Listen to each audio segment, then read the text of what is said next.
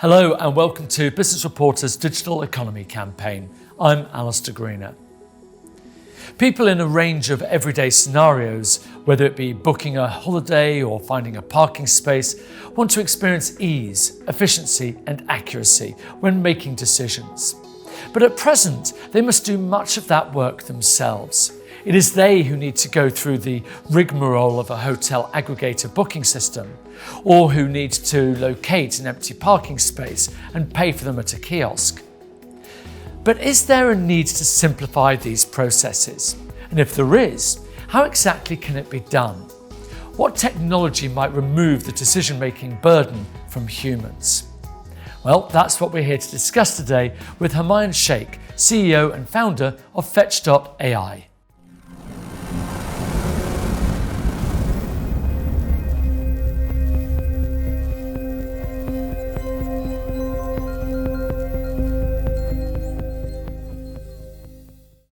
Good morning. Morning, Alistair. AI has been around for quite some time now. It's a word and a phrase that we're familiar with. So what's changing? I agree. It's been around for quite a while and it's an overused phrase, but it is changing in many ways. One, we have a lot of data coming in. And second, which is the most important bit, is that it has been the domain of the big players. Big corporates have always used it. They've used it for decades now. But what is changing is that this is now starting to trickle down to all of us. Any person is now somehow interacting with machine learning and AI. And that's what is really changing the game. And the technology is available to use AI on the edges, not just in kind of controlled, big corporate manner, but more that everybody can benefit from it. Everybody can generate new revenue models from it, and they can actually use it in their daily life. So what does this mean for all of us from the individual's perspective? What does it mean to us? What it means is that peer-to-peer economy will flourish, and the peer-to-peer economy becomes true peer-to-peer with no intermediary in the middle. Currently, what you have is, although we call this gig economy the peer-to-peer economy, there sits an entity in the middle which is benefiting from it. And it's not true peer-to-peer. What machine learning and AI democratization would enable you to do, and this technology will enable you to do, is to find your peers, connect with them without the need for an intermediary in the middle. So given this peer-to-peer artificial intelligence, as it were, where does Fetch.ai fit into all of this? So Fetch.ai provides the tools. It also provides an app for the consumer to enable automation and search and discovery of these service providers. And it also enables the service providers to connect with these consumers with all the digitization tools that they require and the machine learning and AI that require, which is effectively hidden from them in the way that it's much more convenient to deploy. So how are you actually doing that? Because obviously you're creating a new platform, a new route for peer-to-peer. How does it actually work? So we kind of start from what people already know. So you already know how to download an app. You, as a consumer, would be able to download an app and set up your connectivity task, whatever you require. You can search for that. But in a true peer-to-peer fashion. So the connectivity is peer-to-peer.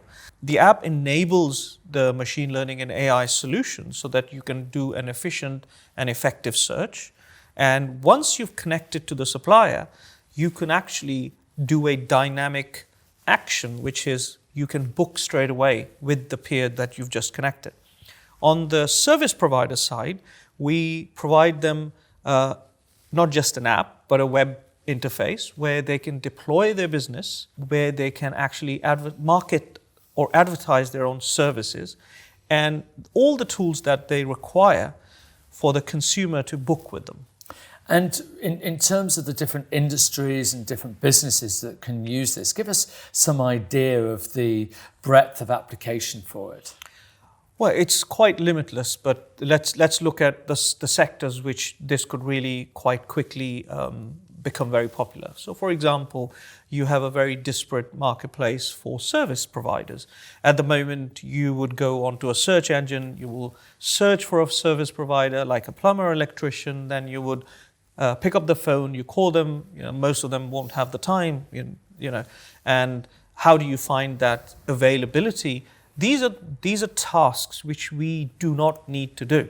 And this would enable, Fetch.ai's solution would enable them to very quickly cut out these menial tasks which we currently do and make it a lot more efficient. But what is most interesting really is that you can apply this to thousands of small businesses, which I probably can't even comprehend what they would be doing. It just enables you to reach those customers which you have not been able to do till now. And you do it without the need for this centralized entity. What is it that you are doing that's so revolutionary compared to what we're familiar with already? It's more to do with how the business model is. Because we have seen, as you said, machine learning and AI has been around for a while, but it has been used mostly by big corporates. Connectivity has been around, but the connectivity has been evolving. This is the next stage in the evolution, which is Web 3, whereby you can enable a peer-to-peer connection, which enables new business models between the peers. And how will this benefit the consumer, the individuals like us? How will we benefit from it? The consumers are a supplier and a consumer. Most people have the same. So, I might be needing a plumber, but I could also be providing a different service. I could be a cleaner, right? So it's a two-way street. So once you enable this peer-to-peer, apart from the economic benefit, which you will see, because at the moment, all these services and the way to market these services, the way to book these services, it all costs you money in the middle. So this will bring the cost perhaps down. If not cost, it might not bring the cost down, but the benefit, the economic benefit goes to the consumer and the supplier, not to somebody sitting in the middle. So that's the key difference that we will see with this new technology. What you're describing here certainly sounds very simple, but what's the difference between what you're proposing and me just going onto the internet and doing a search? When you do a search, you find all the results, you do the hard work. You then have to connect with the service provider. You have to find out if the service provider can provide the service that you need. And does the service provider have the time? You're doing the hard work, not the machine learning and AI. So in our case, what you would do is you would say, I need the tap fixing. You press the button and leave it to find you the most relevant solution. And if your calendar fits with the calendar of the service provider, they will connect with each other and they will book. The service will be booked for you. So it makes it a lot more active searching than the passive searching where you do the hard work. The only thing is some of these intermediary platforms often also work as a way of vetting the service providers. How do you overcome that? That is really the point of this machine learning and AI inclusion. How do these middle companies provide that trust is by using machine learning and AI.